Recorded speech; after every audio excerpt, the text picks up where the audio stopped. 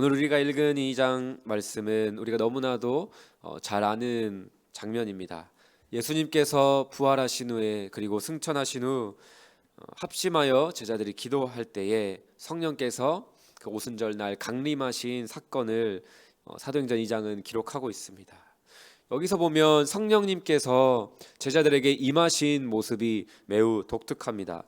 급하고 강한 바람 같은 소리로 임하시고 또 불의 혀처럼 갈라지는 것들로 나타나시고 또 사람들이 각 나라의 말로 이야기하기 시작하는 그런 방식으로 성령님께서 지금 제자들에게 임하고 계십니다.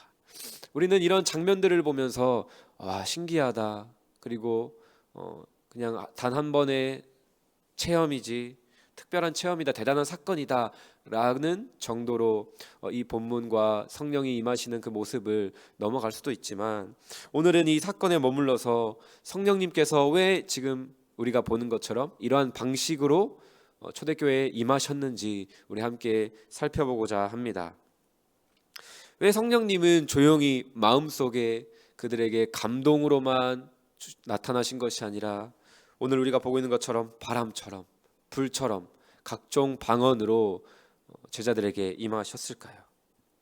우리가 이것들을 생각해 볼 때에 결코 성경은 우연이거나 아무런 생각 없이 우리에게 정보를 제공하지 않는다는 것입니다. 지금 성령님께서 임하시는 이 방식 또한 결코 우연이 아니라는 것을 우리는 구약에서 하나님께서 임재하시는 방식과 예수님께서 제자들에게 말씀하신 그 약속의 말씀들을 보면 분명한 하나님의 의도가 있다는 것을 우리는 알 수 있습니다. 첫 번째, 성령님께서 왜 바람처럼 임하셨는지 우리 함께 살펴보겠습니다. 2절 말씀은 이렇게 시작합니다. 우리 함께 읽겠습니다. 시작. 호련히 하늘로부터 급하고 강한 바람 같은 소리가 있어 그들이 앉은 온 집에 가득하며. 여기서 중요한 표현은 그냥 바람이 아니라 바람 같은 소리로 임하셨다라는 이 표현입니다. 바람은 어떤가요? 우리 눈에 보이지 않습니다. 하지만 분명한 흔적을 남기죠. 바람이 지나간 자리에 어떤 물체들이 움직임이 시작되고 변화가 시작됩니다. 그리고 성경에서는 이 바람에 대해서 언제나 새로운 생명의 시작, 하나님의 역사의 출발점에서 늘 이 바람이 임했다라는 것을 성경은 이야기하고 있습니다. 창세기에서는 이제 하나님의 영을 이제 루아흐라고 하는데 바람으로도 우리가 동일한 단어로 표현이 되고요. 이 창세기에서는 이 하나님의 영이 수면 위에 운행하실 때, 즉 태초에 천지를 창조하실 때에 이 바람처럼 성령께서 함께 하셨음을 이야기하고 있습니다. 또한 사람을 흙으로 지으시고 생기를 불어넣으실 때 이 생기 또한 똑같은 루아흐, 또 호흡, 이 바람이라는 단어를 사용합니다. 그래서 생명을 그 바람을 통하여 인간에게 생명을 불어넣으신 것이죠. 그리고 에스겔서에서 마른 뼈들에게 그 마른 뼈들의 골짜기에서 내가 생기를 너희에게 들어가게 하리니 너희가 살아나리라. 이 바람은 언제나 하나님께서 생명을 새롭게 불어넣는 방식으로 일하실 때 함께 했습니다. 요한복음 3장에서 예수님은 특별히 친히 성령으로 거듭나야 한다라는 것을 말씀하실 때 직접 설명해 주시기도 하셨습니다. 바람이 의미로 불매 네가 그 소리는 들어도 어디서 와서 어디로 가는지 알지 못하나니 성령으로 난 사람도 다 그러하니라. 지금 성령님께서 바로 이 예수님께서 말씀하신 이 말씀의 방식대로 임하고 계시는 것이죠. 그렇다면 왜 성령님은 제자들에게 바람처럼 임하셨을까요? 제자들이 죽어 있는 것도 아닌데 살아 있는데 왜 그들에게 생명을 새로 불어넣는 방식으로 임하시느냐라는 질문이 우리에게 생기는 것이죠. 그 이유는 아직 제자들이 온전히 완전하게 살아있는 것은 아니었기 때문입니다. 제자들이 온전히 예수님을 다 이해하지 못했다라는 것을 우리는 지난 제자들의 모습과 주일 말씀을 통해서 알 수 있습니다. 이 제자들은 예수님께 3년간이나 가르침을 받았음에도, 가르침을 받는 중에도 계속해서 이해하지 못하는 말들을 했죠. 예수님께서 처음으로 인자가 십자가에 달려 죽고 3일 만에 다시 살아나야 하리라 말씀하셨을 때 베드로가 뭐라고 했습니까? 그리하지 마옵소서, 안 됩니다 라고 하는 말을 하지 않았습니까? 그리고 거기서 끝나는 것이 아니라 예수님의 죽으심과 부활을 겪고도 부활도 믿지 못하였고요. 그리고 우리가 지난주일 말씀에서 살펴보았던 것처럼 예수님께서 승천하시기 직전까지도 이 제자들은 하나님의 나라를 깨닫지 못하고 여전히 자신들의 기대에 대한 질문을 하는 제자들의 모습을 보았습니다. 이스라엘의 회복이 이때이니까 여전히 그들이 원하는 방식으로 일해 주시기를 기대하는 그 제자들의 모습을 보았습니다. 예수님께서 하신 일과 그들을 통해 하실 일들을 아직 온전히 깨닫지 못한, 즉 부분적으로 죽어 있는 제자들을 성령님께서는 살리시기 위하여 생기를 불어넣듯 바람으로 임하신 것입니다. 사랑하는 성도 여러분, 성령님은 언제나 메마르고 정체되어 있고 죽어 있는 것과도 같은 어떤 곳을, 그리고 무엇보다도 우리의 심령을 흔들어 깨우십니다. 우리의 심령을 생기로 다시 살아나게 하십니다. 오늘 이 아침 그 은혜를 우리가 간절히 사모하였으면 좋겠습니다. 하나님 아버지, 우리의 마음이 제자들처럼 아직 주님의 나라를, 주님의 뜻을 온전히 이해하지 못하는 우리의 마음들이 있습니까? 예전에는 하나님을 향하여 뜨거웠고 또 믿음으로 순종하였지만 지금은 그러지 못하고 주저하고 계산하고 있는 나의 모습이 있습니까? 성령 하나님, 내 안에 생기를 불어 넣어 주시옵시오. 나에게 믿음을 회복시켜 주십시오. 그렇게 기도하는 이 아침 되기를 주님의 이름으로 축복합니다. 두 번째로 성령님께서 왜 불처럼 임하셨는가 우리 함께 살펴보겠습니다. 우리 3절 말씀 우리 함께 읽겠습니다. 시작. 마치 불의 혀처럼 갈라진 것들이 그들에게 보여 각 사람 위에 하나씩 임하였더니. 아멘. 이 불에 대해서 성경에서 굉장히 많이 나옵니다. 불은 이제 거룩하게 하고 이제 부정한 것들을 정결하게 하고 태우게 하고 하는 역할들을 하기도 하고요. 구약에서 불은 언제나 하나님의 임재를 상징하였습니다. 시내산에서 언약을 주실 때에도 불로 임하시고 성막과 성전의 불 가운데 임재하시는 그 하나님의 모습을 보게 하시고, 제단 위에 또 제사를 드릴 때 엘리야가 제사를 드릴 때도 불로 임하시고, 그렇게 하나님의 임재를 하나님께서는 불로 나타내셨습니다. 그런데 지금 이 하나님의 임재와 거룩을 상징하는 이 불이 3절 말씀에 자세히 보면 각 사람 위에 하나씩 임하였다라고 아주 구체적으로 말씀하고 있습니다. 그냥 여기에 있는 모인 자들에게 성령이 불처럼 임하셨다라고 기록할 수도 있을 것 같은데, 매우 구체적으로 각 사람 위에 그 불이 하나씩 임했다라고 성경은 기록하고 있습니다. 이것은 무엇을 의미합니까? 이제 더 이상 하나님의 임재가, 하나님의 거룩하심이 어떤 성전이나 어떤 장소에만 머무르는 것이 아니라 이제는 예수 그리스도를 주라 시인하는 각 사람 위에 임하시겠다. 그 각 사람 위에 내가 함께 하겠다, 동행하겠다라는 그 말씀을 이 장면을 통해 우리는 확인할 수 있는 것입니다. 이 은혜를 우리가 이미 임했음을 기억해야 합니다. 우리는 너무나도 교리 공부를 통해서 성령의 내주를 당연한 것으로 여기고 그냥 너무나도 자연스러운 것으로 여기지만, 구약시대와 비교했을 때 우리에게 굉장한 하나님의 특권이요 놀라운 사랑임을 우리는 기억해야 합니다. 우리가 언제 당연한 것들, 소중한 것들을 기억하게 되나요? 언제 우리가 건강의 소중함을 느끼게 되나요? 아플 때죠. 건강하지 못할 때 우리는 그 소중함을 느낍니다.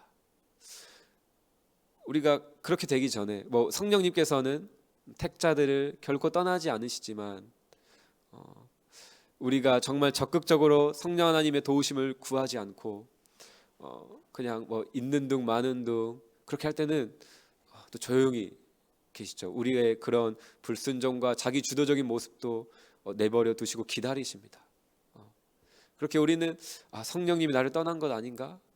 라는 위기의식조차 없을 수도 있을지도 모르겠습니다. 그러나 우리는 그런 부분에서 거룩한 염려와 기도가 필요합니다. 성령 하나님, 다윗이 기도했던 것처럼 주의 영으로 나를 거룩하게 하여 주시옵소서. 정직한 영으로 나를 창조하여 주시옵소서. 나를 떠나지 마시옵소서. 우리 떠나시지 않는다는 것을 분명히 알지만 성령 하나님 나를 떠나지 마시옵소서. 나와 함께 하시옵소서 하는 기도가 오늘 이 아침 우리에게 있기를 주님의 이름으로 축복합니다. 우리 세 번째로 성령님께서는 왜 각 사람에게 다른 언어로 말씀하게 하셨는가를 우리 한번 생각해 보기 원합니다. 우리 4절 말씀 우리 함께 읽겠습니다. 시작.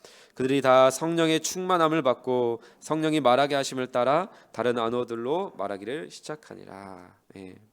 여기서 방언의 핵심은 이상한 소리를 하는 것이 아닙니다. 11절을 한번 살펴보십시오. 11절을 보면 우리 각 사람의 난 곳 방언으로 하나님의 큰일 말함을 듣는도다라고 그곳에 모인 그 각종 언어들을 들은 자들이 직접 이렇게 고백하고 있습니다. 여기서 우리가 알 수 있는 것은 하나님께서 주신 이 방언의 목적은 어떤 특별한 은사, 내가 은혜 받았습니다, 내가 성령 충만합니다 라는 어떤 특별함을 자랑하고 드러내는 것이 아니라 하나님의 큰 일을 전하는 데에 그 목적이 분명하게 있다라는 것을 알 수 있습니다.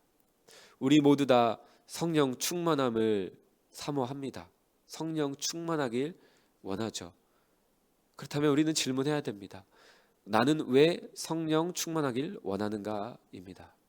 그냥 내 안에 지금 내 삶 가운데 있는 그 모든 문제들을 아주 순탄하게 고속도로 하이패스를 지나듯 다 해결하고자 하는 그 어떤 나의 어떤 욕심인가? 아니면 정말 오늘 사도행전에서 계속해서 반복해서 이야기하는 것처럼 하나님의 큰 일을 말하고 복음의 증인된 삶을 살고자 성령 충만하고자 하는가? 우리는 스스로에게 물어야 할 것입니다. 여기서 분명하게 알 수 있는 것은 방언의 목적은 다시 한번 말하지만 자기 표현이 아니라 하나님의 큰 일을 전하는 것이었다는 것입니다. 그렇다면 왜 굳이 각 나라의 말들이었을까요? 이는 하나님께서 지금 이 초대교회의 시작부터 처음부터 이 교회를 선교적 공동체로 만드셨다는 증거라는 것을 우리는 알 수 있습니다. 오늘 이 오순절 강림 사건의 이 장면은 구약의 시내산 언약 맺으시는 그 장면과 너무나도 유사합니다. 불처럼 또 바람처럼 임하시고 또 그들에게는 이스라엘 백성들에게 돌판에 새긴 언약을 주셨죠. 그런데 지금 이 오순절 성령 강림 이 사건에서는 만 백성을 위한 그 언약을 각 사람들의 마음에 새기시는 우리 모습을 볼 수 있습니다. 그리고 각 사람에게 새긴 하나님의 언약의 말씀을 전하시기 위하여 만 백성을 위한 언어로 지금 선포하게 하시는 것입니다. 우리는 이것을 주목해야 됩니다. 그렇습니다. 성령은 교회를 내부적으로만 자꾸만 안으로만 머물러 있기 위함이 아니라 자꾸만 밖으로 선교적으로 세상으로 빛과 소금으로 보내시기 위하여 오셨다라는 것을 우리는 알 수가 있습니다. 그 은혜를 우리도 오늘 간절히 사모해야 되는 줄 믿습니다. 하나님, 나를 위한 복음, 나의 가족만을 위한 복음, 우리 교회만을 위한 복음이 아니라 정말 이 세상에 아직도 예수 그리스도의 이름을 알지 못하고 그 복음의 정말 아름다움과 그 깊이를 알지 못하는 그들을 향하여 우리가 달려나갈 수 있도록 성령 충만함으로 함께하여 주시옵소서. 우리 오늘 또 함께 기도하길 원합니다. 마지막으로 12절 13절 말씀을 보면 이 성령 강림에 대한 두 반응이 엇갈리는 두 반응이 나뉩니다. 12절에 보면 어떤 사람들은 놀라고 묻습니다.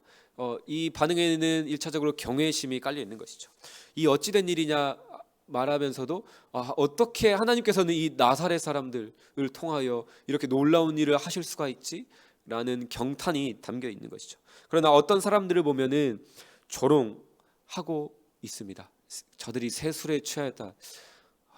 할 짓이 없어서 지금 대낮부터 술 처먹고 저게 뭐 하는 짓이야. 조롱하고 비웃습니다. 사랑하는 성도 여러분, 성령의 역사는 항상 이렇게 나타납니다. 성령님께서는 임하실 때에 우리에게 반응은 이 두 가지밖에 없는 것이죠. 경외함으로 사모하거나 비웃음으로 무시하거나 둘 중에 하나인 것이죠. 중간은 없습니다. 초대교회의 오순절 날 바람처럼 그리고 불처럼 각종 방언으로 임하신 이 성령님께서 우리 안에 동일하게 거하십니다. 그리고 그날과 동일한 방식으로 오늘 우리 안에서도 역사하시며 우리와 동행하시길 원하십니다. 오늘 우리는 어떠한 반응으로 하나님 앞에 나아가야 될까요? 경탄함으로, 경외함으로. 우리 중에 비웃거나 조롱하는 사람 아무도 없겠죠. 정말 우리가 정말 경외함으로, 정말 그 성령 하나님을 찬양함으로 우리의 심령 가운데 더욱더 간절히 모시는 이 아침 되었으면 좋겠습니다. 성령님의 일하심을 오늘 하루 사모하십시오. 성령 하나님만을 의지하십시오. 내가 혼자 할 수 있는 것 같은 일을 하기 전에도 성령 하나님께 물으시며 정말 작은 일 하나하나 성령 하나님께 물으며 성령 하나님의 인도하심을 받는 오늘 하루가 되기를 주님의 이름으로 축복합니다. 그리하여 우리가 진정한 영적 생기를 띠고 살아갈 수 있도록 바람처럼 임하시는 성령 하나님과 동행하는 하루가 되기를 주님의 이름으로 축복합니다. 또한 우리 안에 있는 더러운 모든 것들을 태우시고 거룩하게 하시기 위하여 우리 각 사람에게 불처럼 임하신 성령 하나님을 임하시길 주님의 이름으로 축복합니다. 마지막으로 우리가 하나님의 큰 일을 전하는 증인으로 살도록 각종 방언과 각자에게 주신 은사를 통해 하나님의 일을 열심히 하는 오늘 하루를 살아가시기를 주님의 이름으로 축복합니다.